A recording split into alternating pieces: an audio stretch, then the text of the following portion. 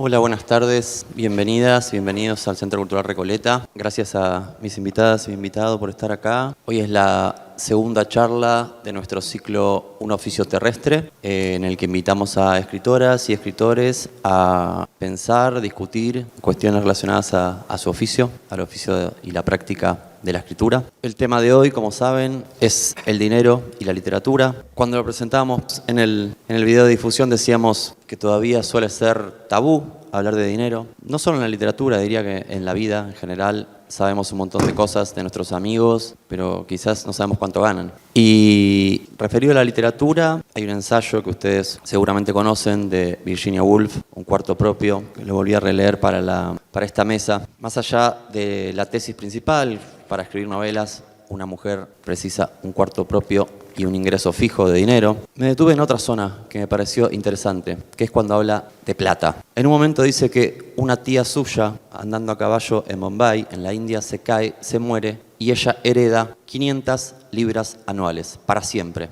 Cuando le dan esa noticia, al poco tiempo aprobaron el voto femenino en Gran Bretaña y Virginia Woolf reconoce que la herencia de la tía fue más importante para su vida que la aprobación del voto femenino porque le dio libertad. Y permítanme leerles un fragmentito que me parece que es pertinente para la mesa, porque antes de esas 500 libras heredadas de la tía, Virginia Woolf dice: me ganaba la vida mendigando trabajos temporarios en periódicos, escribiendo la crónica de una boda o una exposición de burros, leyendo a ancianas, haciendo flores artificiales y enseñando el alfabeto a niños en un jardín de infantes. Lo que ha permanecido conmigo como un daño es el veneno del miedo y la amargura que esos días me trajeron. Para empezar, el estar siempre haciendo un trabajo que nadie más quiere hacer y hacerlo como esclava, halagando y adulando. Todo esto se volvió como un óxido que carcomía las flores de la primavera, destruyendo el árbol desde el corazón. No obstante, como venía diciendo, dice Virginia Woolf,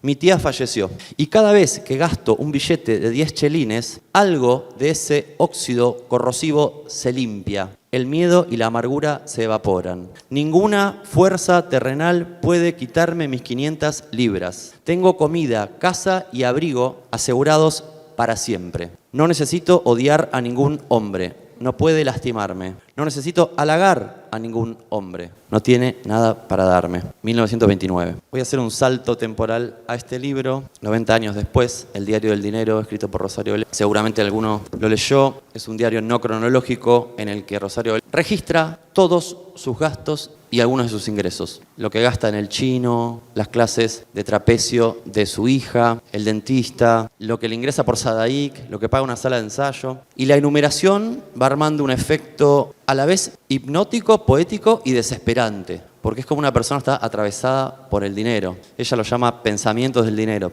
Todo el tiempo pensar cómo ganar más dinero y qué cosas tengo ganas y no tengo ganas de hacer. Y me gusta esto que dice al final, por qué escribió este libro, como una forma de contar el dinero que puede servir como materia de análisis para economistas y sociólogos. Un registro para que los chismosos revisen o para quien pueda llegar a preguntarse de qué modo sobrevive en este mundo alguien como yo. Hoy invité a 2 escritoras y un escritor para preguntarles cómo sobreviven en este mundo, dedicándose al oficio de escribir. Los voy a presentar brevemente y después me comentan lo que tienen ganas y conversamos. Leticia Martín es escritora, poeta y crítica cultural. Publicó El gusto, Feminismos y Vladimir, novela que en 2023 ganó el premio Lumen de novela. Fue columnista del periódico Perfil desde junio de 2024 hasta mayo de 2025. En su último artículo, Nadie lee nada, denunció que la publicación le debía 6 meses de honorarios, haciendo público algo de lo que no se habla: el maltrato profesional de los medios hacia sus colaboradores. Después nos contará ella. Silvina Giaganti es filósofa y escritora. En 2017 publicó su libro de poemas Tarda en apagarse. En 2022, Donde brilla el tío sol, libro de relatos en el que condensa 2 de sus pasiones, el fútbol y su amor por el Club Independiente de Avellaneda. Y es colaboradora en distintos medios y da talleres además, ¿no? Jorge Consiglio publicó las novelas El bien, Gramática de la sombra, Pequeñas intenciones, Hospital Posadas, 3 monedas, Sodio y La circunstancia, que es del año pasado, ¿no? Además de volúmenes de relatos y poemas. ¿Y colaborás en el blog de Eterna Cadencia? Antes que de colaborar, colaboré en Perfil también. ¿Fuiste visitador médico? Sí. Arrancamos por ahí. Gracias por venir. ¿De qué vive un escritor, no? O sea, siempre es medio como utópico pensar que alguien puede vivir de la escritura propiamente dicha. Debe haber escritores en Argentina que viven de los derechos. Estoy pensando para atrás y se me ocurre Andajasi. Estoy pensando para, digamos, algo más reciente, probablemente Sacheri viva de los derechos, Claudia Piñeiro. Digamos, no sé si exclusivamente de los derechos. En realidad, los derechos, en mi caso, suponen, en el mejor de los casos, 2 aguinaldos, ¿no? O sea, los derechos se pagan cada 6 meses, aproximadamente en junio, julio y en enero y febrero, lo que te pagan, por supuesto. Yo tengo la fortuna de que publico en una editorial y tengo todos los libros publicados aproximadamente, o gran parte de mis libros publicados en esa editorial. Entonces me sorprendo con una guita cada 6 meses que me funciona como una especie de aguinaldo. Pero por supuesto que no vivo. Hoy estaba haciendo el cálculo aproximadamente de cuánta guita me entraría por los derechos, digamos, y es bastante escasa. No sé, no la digo porque nunca sé cuánta es en realidad. Cuando yo termino letras y empiezo a escribir, lo primero que me pinta es laburar de otra cosa y escribir, pero escribir conspicuamente. Pego por el diario un trabajo de visitador médico y trabajé cerca de 20 años como visitador médico, laburé un montón de tiempo, fui cambiando de laboratorios y eso me dio la posibilidad de escribir justamente. O sea, pero al mismo tiempo yo sentía que estaba haciendo una vida absolutamente enemiga de lo que yo pensaba que era un escritor, porque también hay un imaginario, ¿no? De qué es lo que uno carajo se inventa de que es un escritor, ¿no? O sea, incluso me parece que el campo intelectual también, digamos, el lugar que ocupás dentro del campo intelectual tiene que ver específicamente con qué te dedicas, ¿no? O a qué te dedicas, más allá de la escritura misma, más allá del texto mismo, ¿no? De todas maneras, llegó un punto donde esta vida medio esquizoide que tenía que ver con la escritura y terminé laburando en una corporación que la verdad que no me lo aguanté más, entonces negocié mi salida, o sea, me fui. Por supuesto fue conflictivo y sobre todo tuve mucho miedo yo en ese momento estaba casado, tenía 2 hijas y tenía un miedo espantoso, porque entendía que, digamos, vivir de la literatura suponía, en mi caso, colaborar, ¿no? O sea, colaborar y colaboraba en Perfil en ese momento, y en La Nación también, pero las colaboraciones, colaboré también en un blog que no es eterna, que no era o sea, las colaboraciones son no solo irregulares, sino que lo que te pagan la mayoría de los medios es muy, muy chiquito, no es novedad nada de lo que digo, pero empecé a dar talleres sistemáticamente, que pensé que por ese lado podía llegar a conseguir algo que se pareciera de alguna manera a una entrada mensual. Como Gulf tuve para salir de esta situación que verdaderamente era un atolladero, ¿viste? Elvio Gandolfo tenía una escena que era maravillosa para referirse a la economía de los escritores. Él decía, estamos parados en una especie de bloque de hielo. Entonces, cuando el bloque de hielo se te está derritiendo y se te va,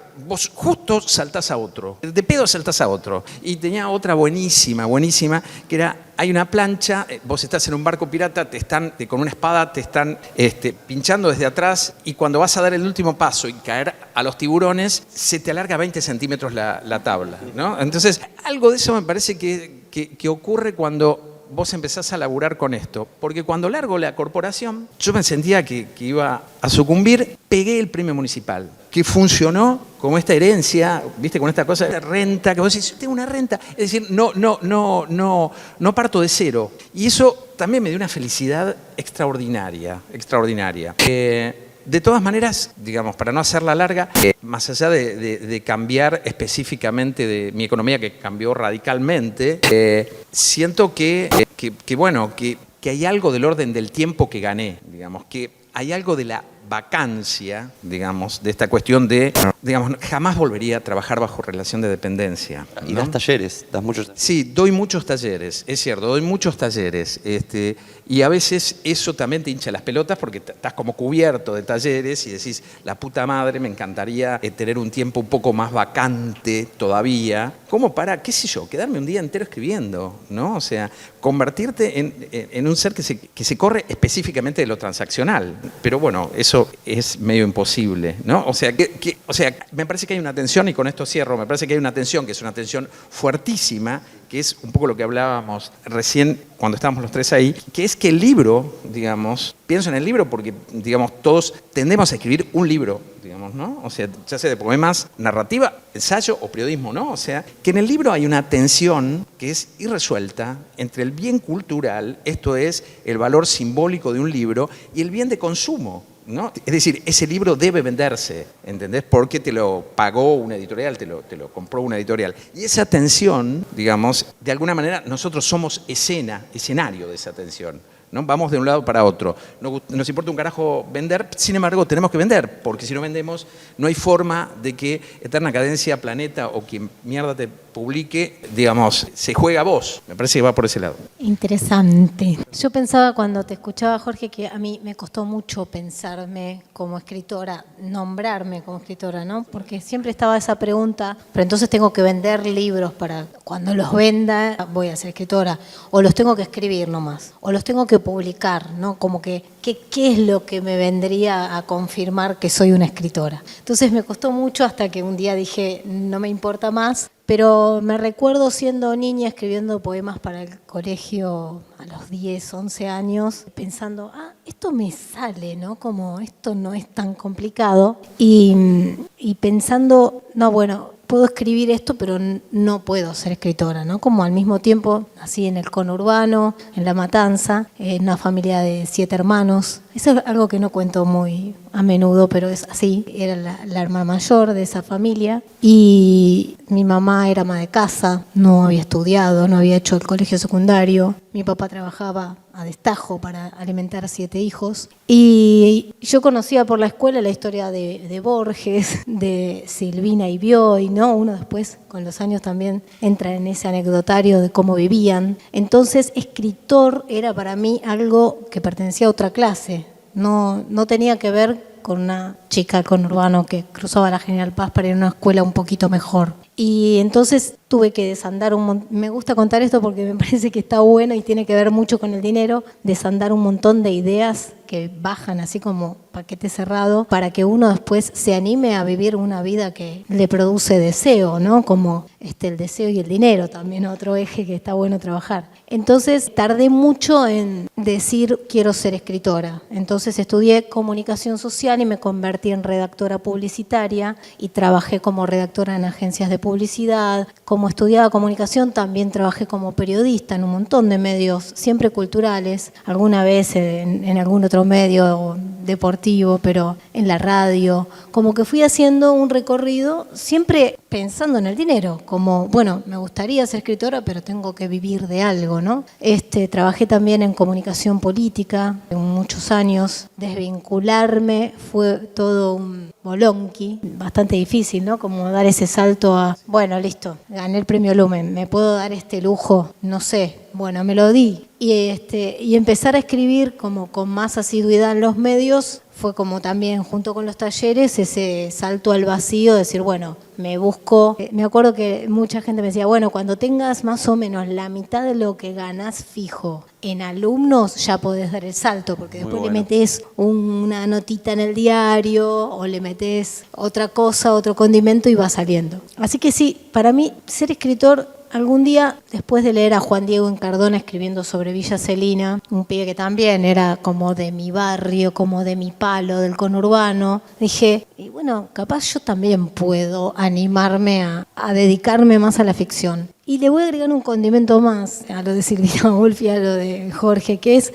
y siendo madre, ¿no? Porque trabajadora y madre, como no lo digo ni como osadía, porque el 99% de las mujeres que quieren hacer algo artístico trabajan, ¿no? Pero había que armar un equilibrio ahí bastante complicado, ¿no? Es como, bueno, ¿cómo me invento el tiempo? Entonces, para mí, ser escritor es inventarse un tiempo. Y el tiempo es dinero. Entonces ese tiempo es un tiempo muy difícil de recuperar y es una angustia también, ¿no? Como se me escaparon 2 horas acá, pero está bien, porque si uno vuelve al libro de que leíamos antes, ella va caminando por la ciudad y se para a tomar un café con leche en un párrafo del libro y dice, bueno, acá perdí 2 horas y estas medialunas me salieron lo que gané ayer en el show. O sea, es como la lógica entre lo que vale el arte y lo que vale el taxi o la medialuna, no pareciera ser lógicas paralelas, ¿no? Entonces, bueno, hay un montón de cosas para pensar, pero... Sí, ahí te metiste en otro tema que es ¿cuánto vale la hora de escritura? ¿Cuánto vale el párrafo? ¿Cuánto vale corregir 10 páginas de alguien que te las manda para que se las edites? Total. Y, perdón, digo esto y le paso a Silvi. El tiempo es dinero, se mide en horas, pero al traductor el tiempo se le mide, o sea, en palabras, al periodista en caracteres, digamos. Hay distintas formas de ir midiendo ese tiempo para convertirlo en dinero y bueno, hay que ver ahí después cómo uno se la rebusca para que ese dinero alcance para sobrevivir, ¿no? Bueno, eso es otro tema. Bueno, buenas tardes. Súper interesante el tema y súper interesante todo lo que están diciendo Jorge.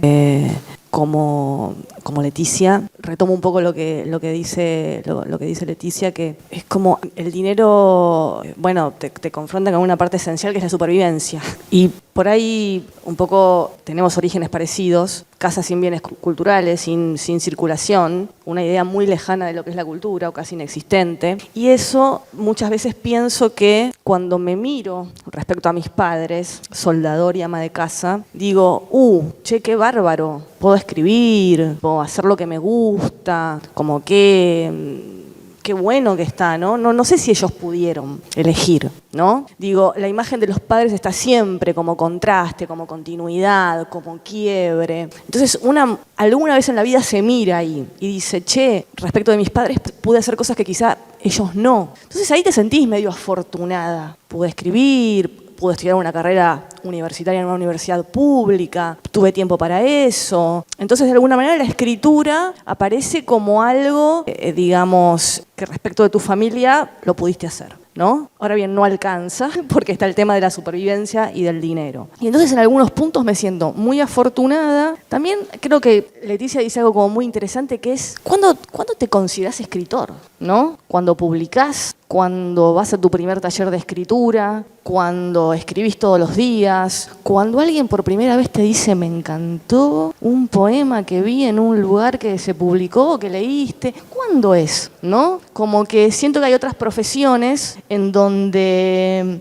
el comienzo de la autodesignación de lo que sos es más claro. Pero cuando sos escritor, ¿cuándo empezás a ser escritor? Entonces, eso me parece que en relación con el dinero también está asociado, ¿no? ¿Cuándo sos escritor? Cuando te llega cada 6 meses los 5.000, 50.000 o 160.000 pesos, ahí recordás que te están pagando por eso. Cuando le robás horas a tu vida y te quedás de noche escribiendo muy temprano por la mañana. Cuando no salís los fines de semana con tus amigas y decís, no, quiero o tengo que escribir, querer y tener, en mi caso se parece mucho en cuanto a escritura. Entonces digo, cuando sos escritor también es otro tema, ¿no? Es difuso. ¿Quién es escritor? ¿El que le va bien? ¿El que gana un premio? ¿El que está corriendo, digamos, está como seleccionado a un premio? ¿El que una editorial grande la busca el escritor para publicarlo? ¿Cuándo es? Cuando tenés talleres de escritura que funcionan y tenés alumnos, bueno, es difuso. Entonces, por un lado, nunca me imaginé ser escritora, ¿no? Entonces digo, bueno, qué sé yo, estaré siendo escritora, lo seré. Y por otro lado, el tema del dinero, que es, bueno, nombraste a 2 titanas, ¿no? Virginia Woolf, digamos, que desde que abrió la puerta a la situación de que una mujer tiene que asegurarse un cuarto propio para escribir, sino sin ese piso difícil. Y como dijo Juan, la contemporaneidad de Rosario Blefari tan cercana a nuestra supervivencia, ¿no? Rosario escribe, las entradas de Rosario son desde 1985 hasta 2018. En general en este diario. Es mi adolescencia y adultez, ¿no? Y a veces estuve leyendo este libro la semana pasada por otra situación y hacía la conversión, ¿no? Claro, 11.500 de alquiler en 2015 en San Telmo. Yo soy de Montserrat. Así que, y el café tanto, y las zapatillas para la hija tanto, ¿no? Y ir atrás del mango. Es un libro muy luminoso y muy fulminante también. Porque, además, quiero decir algo, no, malas noticias. Rosario muere, una persona que admiré mucho, entre otras cosas, ¿no? Escritora, dramaturga, actriz. Rosario muere en 2020, en La Pampa, cuidando a su padre enfermo, de cáncer muere. En este libro se revela que en 2015 se le diagnostica su enfermedad. Ella está atrás del mango hasta el último día, chicos. O sea, en ningún momento, como Virginia Woolf, que obtiene 500 libras de su tía que se cae de un caballo, no le ocurre, no la pega, como decimos, como se dice contemporáneamente, no la pega nunca, es decir, talentosísima y multifacética, claro, no la pero pega, ella se muere en La Pampa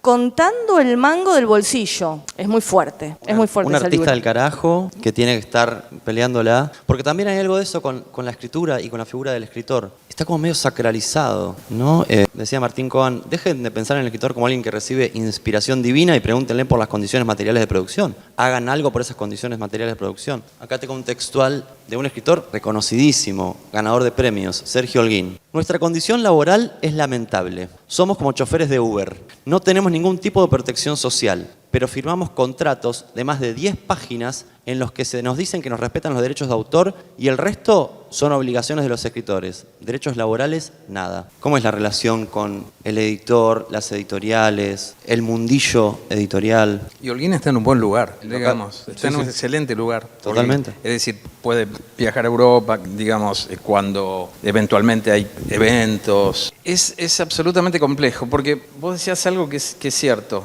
que es cuando uno se reconoce autor, cuando uno se reconoce escritor. Entonces, me parece que ahí, pensando en voz alta, ¿no? Dale. Hay como dos cosas. O sea, esta cuestión de que vos, viste, jamás te reconoces, porque estás como, viste, en tu casa escribiendo, te empieza a confirmar cuando te ganás un premio, cuando te dan un subsidio, cuando alguien te garpa algo, cuando tenés un lector, dices, che, esto, uy, la puta, viste, empezás como a armarte eso, y parece que eso me da la sensación, tiene como un precio. Vos decís, viste, esta cosa de, bueno, viste, yo tengo que pagar, recién hablábamos, que me parece que en esta cuestión especulativa de los medios pagándote a destiempo, no pagándote, digamos, hay algo de, bueno, va a aparecer mi apellido en una nota de tapa de Perfil, por ejemplo. En el caso de Perfil, en el suplemento literario, ¿no? Ponele. Bueno, va a aparecer, Jorge González lo va a decir. ¿Vos creés que eso tiene algún valor, digamos, que de hecho lo tiene, porque tiene un valor simbólico importantísimo en tu propia, digamos, para tu propia identidad, llamémosla autoral? Eso te sostiene de alguna manera. Entonces, uno entiende que ahí hay como una tranza que parece como que la corporación te mirara y dijera, bueno, pero yo te estoy dando, vos vas a estar al lado de... En fin, entonces ahí, viste, te entra lo espurio, digamos. Y por otro lado, me parece que siempre hay, da para discutir, en poesía se ve claro esto, de que vos, si recibís un estipendio o si entra en un circuito tu texto y te están pagando mucho, etcétera, etcétera, podríamos hablar de, no sé, de ponerle de Vallejo, de César Vallejo, sí, ¿no? Un tipo que vivió en la pobreza toda su vida, o León Blois, ¿no? Católico, con lo cual veía en la guita, digamos, un pecado, por lo tanto, viste, había algo de la culpa, entonces yo no importa, la guita no importa. La guita no importa, es una falsedad, digamos, pero esta tensión, me da la sensación, esta misma tensión por la que nosotros no tenemos condiciones laborales, etcétera, etcétera, tiene que ver porque con nosotros mismos también. Es decir, nosotros también en algún punto, viste, pagamos ese precio gustosos, me da la sensación, ¿no? O sea, por esta cuestión de la identidad autoral y por esta cuestión de, lo que hablábamos recién, una cuestión de aura. Si tu texto tiene demasiada circulación, se desgrana el aura, ¿no? Se evapora el aura. En poesía, sobre todo, te repito, se ve claro. Por ahí en narrativa, viste que tiene otra circulación. Poesía es contracapitalista, ¿no? O sea, poesía tiene otra circulación, ¿verdad? O sea, ¿quién vende un libro de poesía? Con lo cual ahí se da la tensión con toda claridad, ¿no? O sea, en narrativa es otra historia. Vos podés cobrar un mango por una novela, que tampoco, digamos, es mucho, pero en algún punto, bueno, miremos a Mariana Enríquez, sí. Hay alguno que, bueno, carajo, o sea, la pegué. Entonces hay algo muy complejo. Otra vez es una tensión, y las tensiones no se resuelven nunca, parece, ¿no? O sea, están siempre, viste, justamente en un tironeo entre un lado y otro, en un lado y otro. Me da esa sensación, ¿no? Que hay algo de eso. Está bueno lo que planteas. Y me hiciste acordar que ¿se acuerdan que Sacomano hace un par de presentaciones de aperturas de la Feria del Libro que planteó, no voy a hacer el discurso de apertura si no me pagan, porque escribir es un trabajo, lo planteó en esos términos, y al día siguiente el psicoanalista Luciano Lutero escribió un posteo que me pareció muy interesante, porque estábamos todos aplaudiendo a Sacomano, diciendo, che, claro, hay que pagar, escribís un discurso, vas a abrir una feria donde se venden libros y la gente va, compra, vende, es un mercado persa de libros, y el escritor que abre la Feria del Libro como una especie de, ¿no?, de consagración porque llegó a ese lugar, no cobra. ¿Por qué? Si todos se llevan su parte. Muy interesante el planteo, pero lo que decía al día siguiente Luciano era, nadie se acuerda también de que por prestigio, de que por estar en el nombrecito en la contratapa de perfil, o de que por pertenecer a no sé qué, todos nos pituimos. Hagamos también todos ese mea culpa de, acá lo único que quería es sentarme en la mesa con Yaganti y con Consiglio porque me suma. Y eso capaz es dinero al final del día. Porque yo qué sé, viene alguien, se entera que doy talleres y me llama. Hay todo un mercado detrás del tráfico de prestigio, como quien podría decir, donde se mueven cosas que tienen que ver con el dinero. Ahora, eso por un lado, y cada uno se prostituye como quiere para hacer un mango. Puedes estar en OnlyFans, puedes vender libros, puedes hacer lo que quieras mientras monetice. El tema es, y a mí me parece que acá quiero introducir lo que creo que me invitaron por la columna de perfil un poco, ¿no? Cuando vos haces un pacto laboral con otro, ¿no?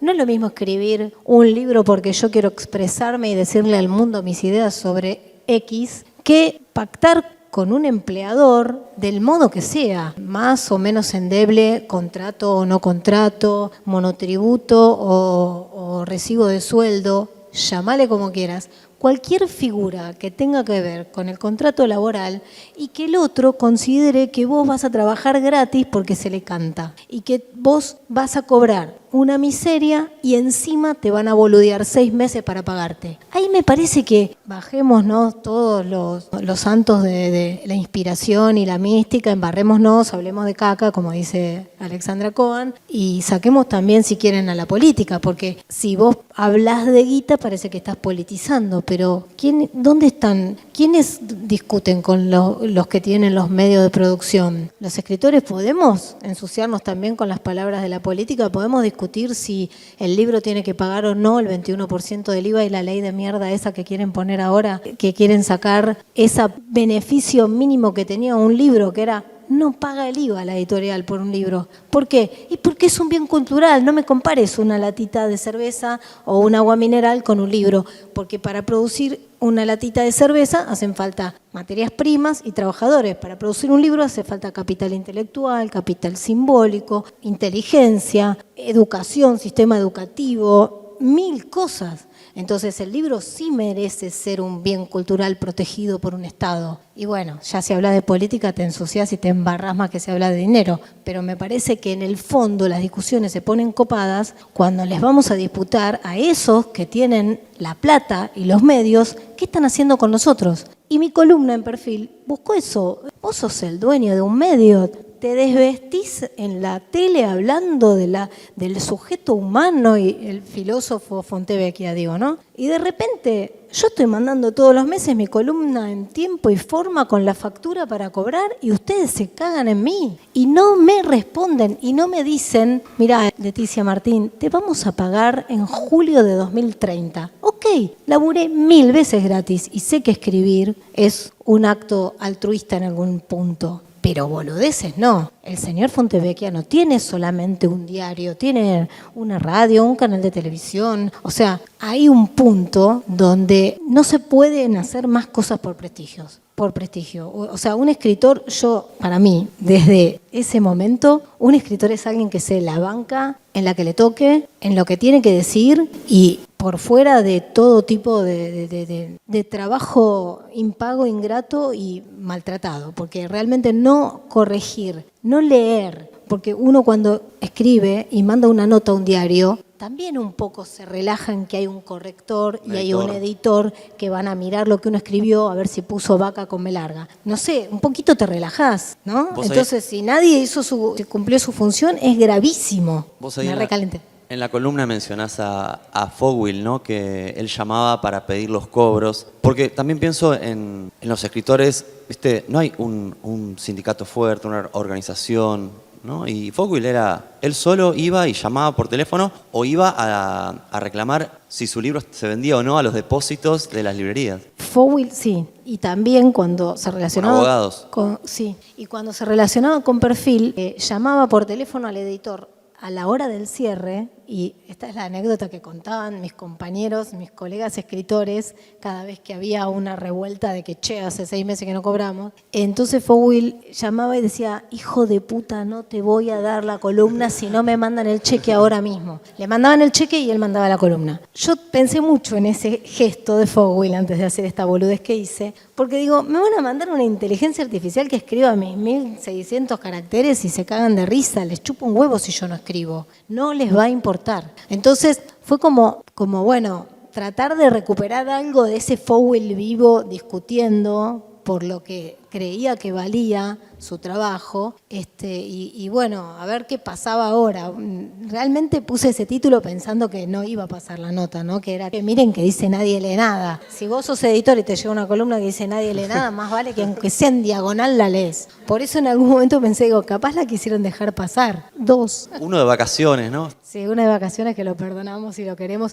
Y creo que también, yo sabía que él estaba de vacaciones cuando mandé la columna, pero otra cosa que hice mal, yo entré a reemplazar a Rafael Spregelburg a trabajar en Perfil. Y me sentí muy honrada, dije, yo voy a escribir en el espacio que antes usaba el genio que sabe, no sé, 5 idiomas y que escribe dramaturgia y es actor y es un genio total. Y después me dijeron, se fue abriendo un juicio a Perfil.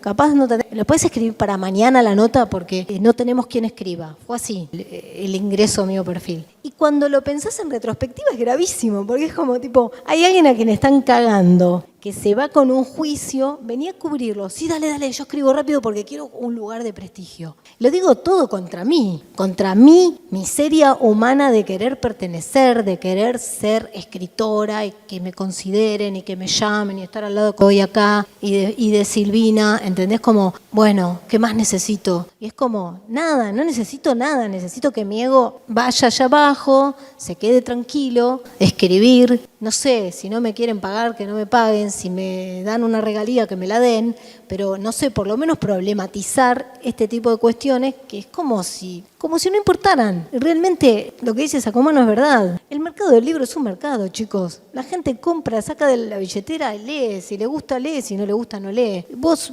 monetizás en Facebook o en Instagram si la gente se queda mirando tu video. Bueno, perdámosle el miedo a la palabra y digamos, esta charla, ¿cuánto me van a pagar? De una. Cosa que tampoco hice. ¿Cuánto va a salir la charla? Hay honorarios, hay honorarios. Ah, bueno, hay honorarios. Bueno, yo pregunté, por lo menos a mí me dijeron. Una vez vino Estrafache y dijo, reconozco que son módicos pero dignos los honorarios que pagan acá. En la misma charla lo dijo. Claro. Nada, me parece que sí, que no tengo mucho más que agregar a lo que dijiste, es cierto. O sea, qué sé yo, y es cierto que, digamos, que cuesta hablar de guita, a nosotros nos cuesta hablar de guita, pero es cierto que digamos, volví al blog de Eterna. Yo estuve un tiempo en el blog de Eterna Cadencia, me fui, digamos, porque no tenía tiempo, qué sé yo, y porque también pagaban mierda. Y ahora volví y pregunté exactamente cuánto, digamos, igual no, eso no.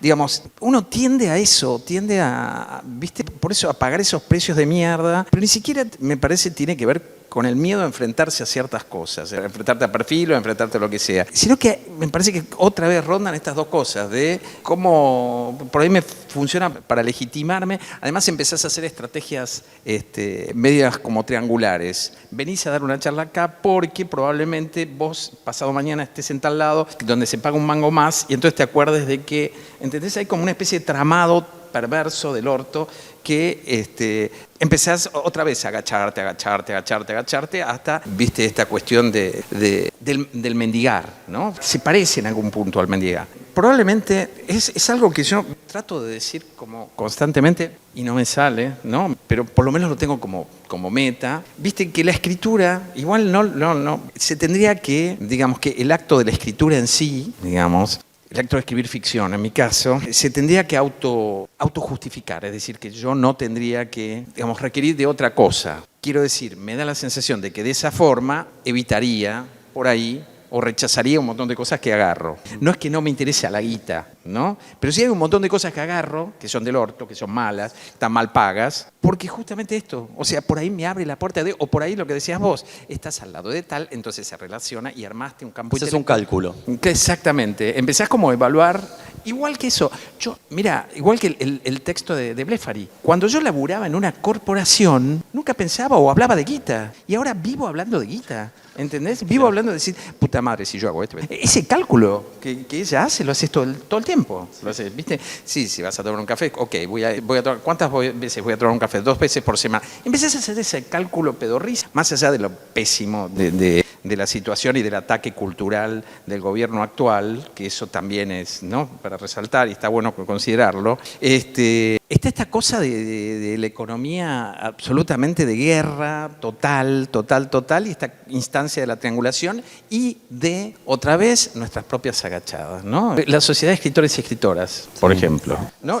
No la SADE, la otra. Está la SADE, digamos, la SADE es derecha, etcétera, un horror. No, hay una sociedad de escritores y escritoras que en este momento, no me acuerdo quién es el presidente, o sea, no, Duhovne no. Un chabón que escribió una novela que se llama La Farmacia. Guerrieri, exactamente, Marcelo Guerrieri.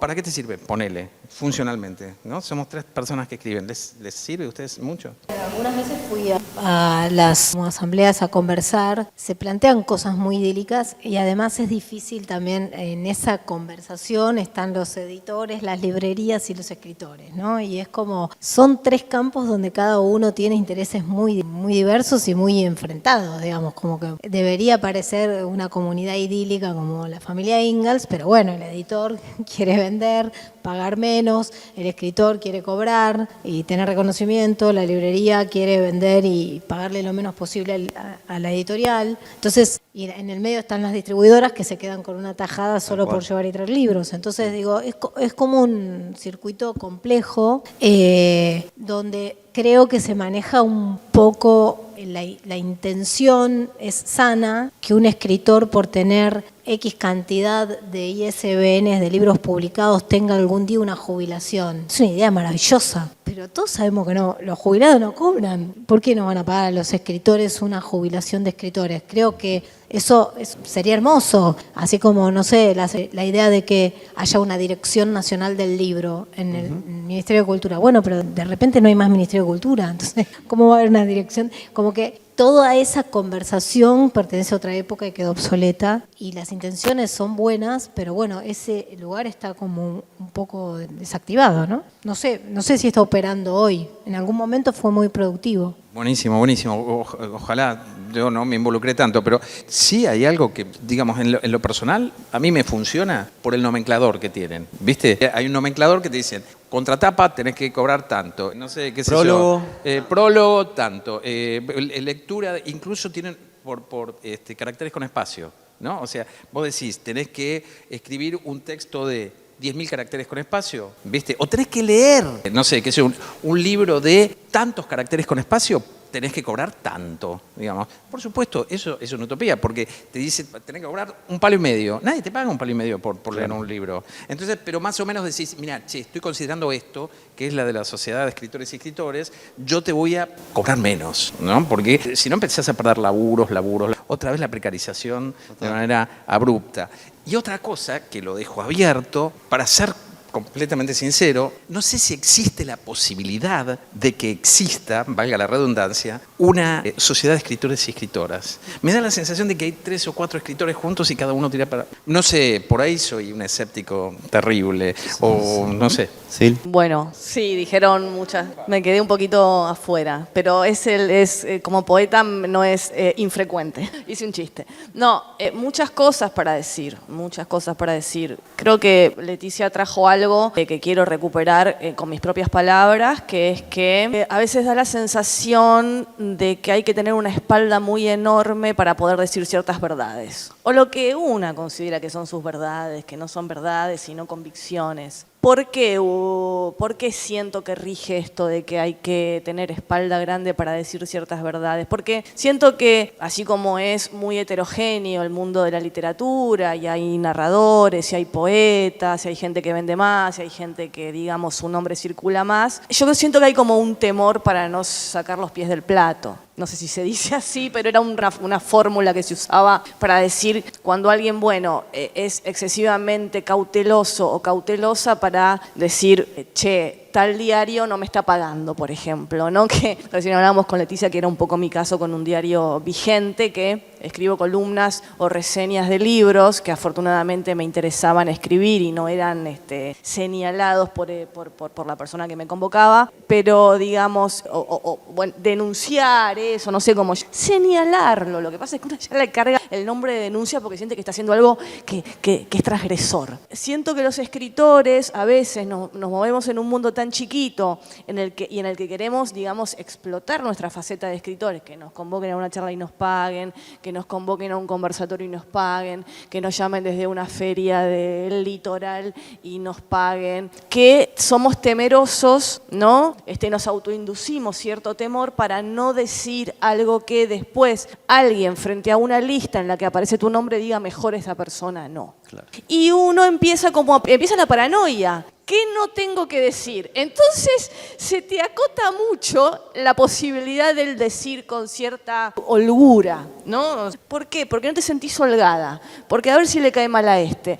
Y en ese recuento de a ver si le cae mal, paranoia, porque no sabés efectivamente de lo que vas a decir puede caer mal a Juan. Che, Juan no me convoca más a esto. Se termina como haciendo como más claustrofóbico nuestro mundo, porque una al mismo tiempo desea seguir siendo convocada para conversar con colegas, y esto que dice Leticia, por ahí me escuchan acá hablando con Jorge y con Silvina y con Juan, y de repente alguien se enteró que yo fui ganadora de un libro de Lumen y va y lo compra. O me pide que dé un taller, o me pide ser su alumna, Jorge lo mismo, Silvina Giaganti lo mismo. Entonces empieza a acotar ese territorio que nos hace movernos y decir, che, no me está pagando este diario, che, digamos, y tuve una charla en el Centro Cultural tal y se atrasaron 6 meses y vieron cómo es la inflación, que está totalmente dibujada, entonces no sirve a los 6 meses, o las columnas de Leticia no le servían, además que eran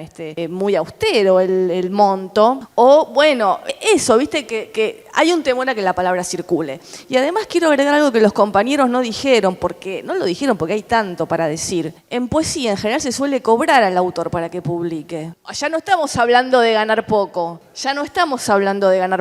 En la mayoría de las editoriales, si no tenés un nombre, si no gustó demasiado el material que entregaste, si no se lo entregaste al editor o a la editora con quien tenés como que pegó onda con vos por lo que escribís, es muy común que se cobre. Incluso en editoriales de narrativa, ¿eh? Incluso voy a decir algo más. Hay muchas editoriales con las que vas a hablar de narrativa y o poesía, que si no te cobran te dicen, nosotros no pagamos regalías. No puede ser que una editorial independiente te dice el editor de esa editorial, no, esto es a pulmón.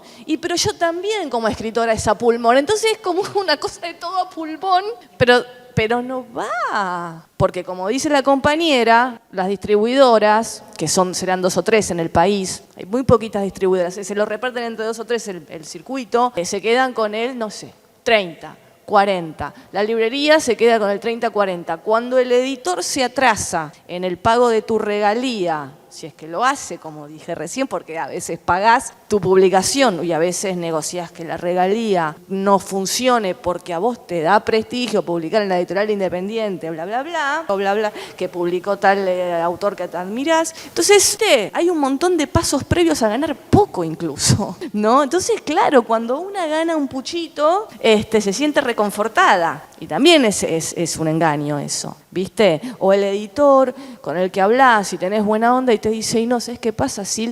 Las librerías no me están pagando. Hay una librería de Bahía Blanca que le mandé 2 ejemplares y los vendieron, pero... Y vos como escritora tenés que también recibir, tenés que por responsabilizarte de que Bahía Blanca Eso pasa. Y otra cosa que pasa, que quiero decir, es que es muy poco frecuente también que cuando te convocan a una charla, cuando te convocan a publicar en un medio de circulación en papel o de circulación virtual, en un blog, en una conferencia, en un conversatorio, los chicos creo que van a suscribir, muy pocas veces te dicen, no, y vos decís y lees el mensaje y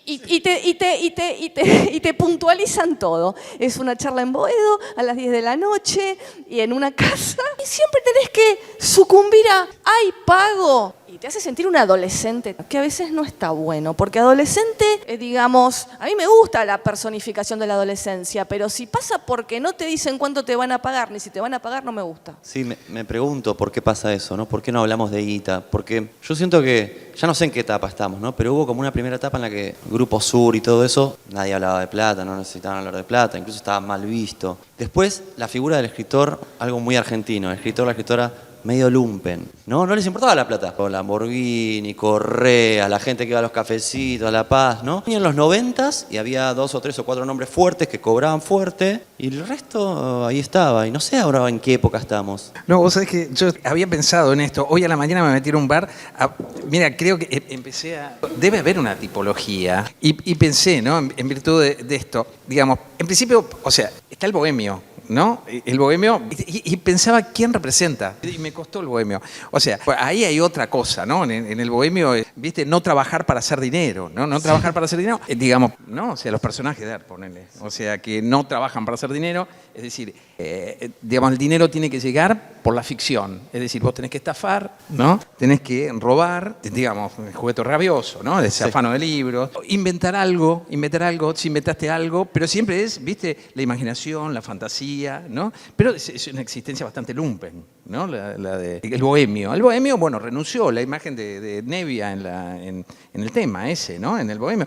Avanzás hacia la noche. Podríamos encontrar una figura de bohemio, no sé, a ver, esperá. Macedonio. Se sentaba en un café a dar charlas. ¿Y de qué vivía? Creo que era abogado, pero no sé. Laiseca, pensé en Laiseca. Pensé en Laiseca, exactamente, la nocturnidad. El dandy, ¿no? El dandy, ¿no? Estás en Bioy. Ponele. Sí. Estás tranquilo, bueno, estás hecho, tenés tus campos y te dedicas con una enorme tranquilidad, ¿no? A las verniciadas escribís, te acostás con Anne. O sea, hay algo, ¿no? Así de flaner en algún punto, ¿no? O sea, vos caminás, decís, mirá, qué hermoso esto, qué sé yo.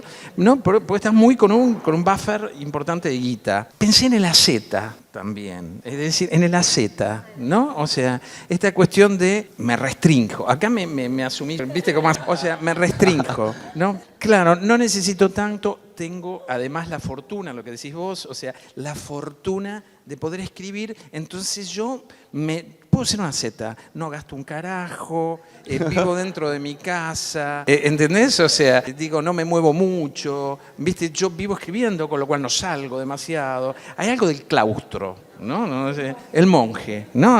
Y pensaba en Juan L. Igual Juan L. laburaba, ¿viste? Laburaba que me encantaba eso, mi fantasía era esa. Laburaba en una cosa del Poder Judicial, con lo cual laburaba de las 8:30 de la mañana hasta la 1. Entonces la 1 se iba a la mierda y era su vida. ¿Viste? Con toda esa instancia de el merodeo cuando empezó a hacer las crónicas, ¿no? Y hay algo, ¿no? Pues yo vivo con poco, a mí me alcanza. En poesía es a cagarse, ¿no? O sea, el modelo de la Z. Pensé también en el enajenado, ¿no? O sea, el que se vuelve loco. Vos en el hospicio te guarecés, ¿no? O sea, Balser, 14 años en un loquero. Luis, estás en el loquero, escribís donde podés, el proyecto digamos, que escribas ya se autobanca, no necesitas nada, ni siquiera publicar. Estás loco y estás internado. Entonces ya con eso estás. Y el último, que me parece, y esto no está cerrado simplemente, o sea, es el académico, ¿no? El académico, viste, Martín, ¿no? O sea, bueno, yo vivo las clases. Ricardo Piglia, te vas a Princeton. Te vas a Princeton, después vengo acá 6 meses. 1000 profesores. Había otro tipo que se llamaba Nicolás Bratosevich. Bratosevich también se iba y volvía. Entonces cuando volvía, vos tenés 6 meses de vacancia, donde vos decís, vivo en Gorriti en una casa con... Sí. Yo escritor acá y me gané 6 meses allá con la guita vivo. Entonces, te agrego uno. El empleado público, Martínez Estrada, que trabajaba en el Correo Argentino. Hermoso. Martínez Estrada, incluso escribiendo radiografía de La Pampa en una oficinita así. Eso es genial también, Digamos, estrategias, Carlito Busquet. En la UTN. Y Carlito Busquet también era medio, o entre el bohemio y el aceta, porque Carlito vivía en un... Y el lumpen también. Y el lumpen. No, pero buena onda. Pero vivía en un ambiente, se bajaba la catrera, así se bajaba la catrera. Se bajaba la catrera. Es decir, todas estrategias de supervivencia, ¿cómo carajo haces esto? Y ahí en el medio estás como flotando, ¿no? Bueno, porque tenemos que ir cerrando. ¿Tienen preguntas? Si no hay preguntas, ¿tenés una? Dale. Mi pregunta es si consideraron la autopublicación en algún momento de su carrera y si ven que hoy es más redituable que estar bajo sello de una editorial. Yo me autopubliqué, por supuesto, unos poemas en esas editoriales tipo de Los Cuatro Vientos. Y para mí fue importante, como que ya está, publiqué, me saqué este problema de encima. Pero lo que creo que es importante es pensar para qué uno se autopublica. ¿Qué estás buscando? Si solo querés que aparezca tu libro ahí o si es un trabajo consciente de que que vos estás todo el tiempo mejorando, que un libro te ayudaría a olvidarlo y empezar con otro. En ese sentido me parece que está bien, pero bueno, siempre es logro apuntar a que alguien lea tu texto genuinamente, lo elija y lo publique, ¿no? Como que algún día estaría bueno pasar a esa instancia, ¿no? Como que si te sirve como herramienta, bien, y si no, si es solo por un tema de ego, no tiene sentido, me parece. Desde la crisis instalada por el nuevo gobierno desde diciembre de 2023, ¿verdad? Empecé a dar charlas con una amiga que conozco desde los 20 años, que nos conocimos en el CBC de Avellaneda, y hoy es una filósofa académica muy enorme que admiro, que quiero, que se llama Virno. Entonces, damos charlitas en antros de la ciudad, damos nuestras charlas. Yo después el vicio de la filosofía o del pensamiento, porque es mi carrera. Y hace un tiempo, para sacar un mango más, empezamos una correspondencia, ¿no? Con una temática, poner escribir, la vejez, el sexo, bla. Y empezamos a hacer unos fanzines. Entonces vamos a dar una charla, llevamos nuestros libros publicados, ella ha publicado, yo he publicado, y empezamos a hacer unos fanzines. Y vuelan, ¿no? A un precio muy módico. Y nos agarró las ganas de armar algo con un libro a futuro. Y haciendo los fanzines dijimos, bueno, que nos pagamos por escribir. Entonces, es como que la autopublicación me llegó a esta edad, como y en una sociedad con una amiga, de bueno, ir escribiendo capítulos de algo que pensamos más adelante como un libro publicado en otro lugar, pero bancándolo, vendiendo esos fanzines. Me cuestionaba esto porque hoy en día por ahí con las redes, por ahí es un poco más fácil por ahí publicarse uno mismo y ganar en base a los seguidores por ahí que tenés o crear una comunidad de lectores. Hoy podés publicar, yo digo Wattpad porque es donde a veces publico cosas, pero me parece que hoy en día mucha gente se va por ese camino, más que nada para hacerse conocidos y después ahí las editoriales como los ven también, ¿no? Me parece que es todo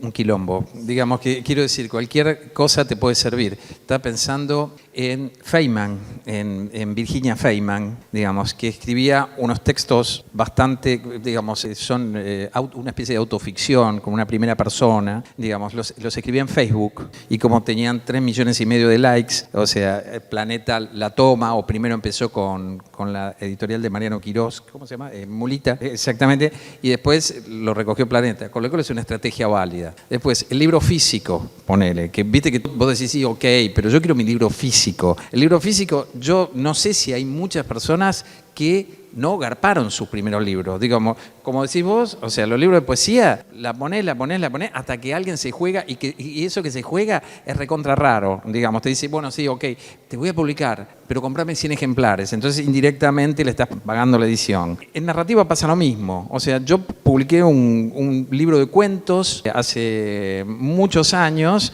digamos, y porque todos publicamos en un lugar que se llamaba SIM, la editorial, ¿viste? Que tenía un buen catálogo, entonces... El desierto de su semilla. ¿Cómo? El desierto y su semilla. El desierto y su semilla. Martín tenía una novelita, qué sé yo, Ferreira. Era todo que vos decías, sí, y el tipo te cobraba, digamos. Por supuesto te cobraba. ¿Viste? Por supuesto que no es lo ideal. Y además que no tiene que ver con la calidad del libro. Porque, ¿viste? A veces se confunde con la calidad del texto, ¿no? A veces, bueno, se autofinanció el libro, debe ser una poronga. No necesariamente es así, digamos. Por supuesto que no necesariamente es así, ¿no? Pero tenemos que tener muy claro eso, ¿no? Hay libros publicados que son una mierda, ¿no? Publicados por Planeta, ¿no? Quiero decir, qué sé yo, la que sea, por cualquier lado, es un quilombo, por cualquier lado. Bueno, antes de cerrar, no me maten las chicas de Recoleta, tiene que responder brevemente, con toda la dispersión cotidiana, con todo lo que hacen para ganarse el mango, ¿cuándo escriben? Por lo general, cuando las preocupaciones bajaron un poco y mi cabeza puede estar más fresca, pero paradójicamente a la noche. A mí me pasa al revés. O sea, mira, hoy hablaba del tema de la dispersión. Yo estoy profundamente disperso. No sé qué mierda me pasa. Sí, o sea, pero de un grado me distraigo, no sé, estoy todo el día al pedo, ¿viste? Es una cosa media rara. Entonces, las cosas que, digamos, las 2 neuronas que me hacen sinapsis a la mañana. Me levanto a la mañana con esa cosa media de decir, bueno, largaste el laburo para escribir. Bueno, ponete a escribir. O sea, ¿entendés? En la menopausia me trajo el insomnio y el insomnio me trajo un nuevo hueco. Hace un tiempito que hay veces no escribo el texto, porque imagínate que en la cama o la computadora Nazareno me odia, pero a veces empiezo como a tomar notas, a veces me doy cuenta que, escribí toda la columna entre las 4 y las 6, depende de dónde caiga el insomnio, porque estar en la cama y no dormir es peor. Entonces, también de 6 a 8, siempre es como medio matinal. Primero dormí, no es que a la noche me quedo del resto del día. Cuando algo me enoja mucho, ahí es como que son momentos, pero no tengo la disciplina que tuve en otros momentos de todos los días a las 6 de la mañana. Ya eso lo perdí. Y después tengo una última mentira nueva que adquirí, que me está haciendo cómoda, que es que escribo mucho sin escribir, ¿no? Como que estoy mucho tiempo pensando, tengo 2 novelas al mismo tiempo empezadas, entonces estoy pensando, esto podría ir en esta, o mientras leo escribo en las contratap, en las páginas en blanco al final, ideas para esas novelas y después vuelvo sobre eso, no es que no. Entonces le robé a María Lobo esa idea de que uno está escribiendo cuando escucha música, cuando baja los decibeles y la cabeza puede entrar en un modo creativo, que esto de la dispersión es real, estamos las pantallas, hay algo que va contra nosotros, contra el humano. Muchas gracias por venir, a ustedes también.